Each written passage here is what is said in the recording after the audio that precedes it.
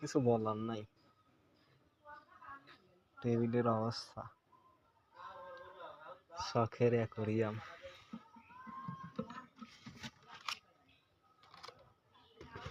পানি শূন্য, এক ফোঁটা পানি নাই। মাছ ছিল, শুধু হাড্ডি পড়ে আছে, কোনো কিছু করার নাই।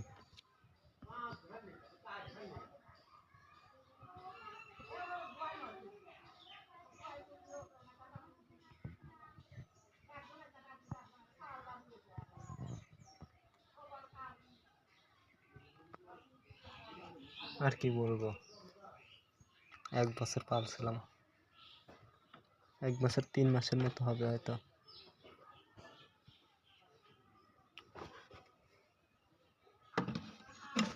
ঢেকে দিলাম, সমাধি হয়ে গেছে।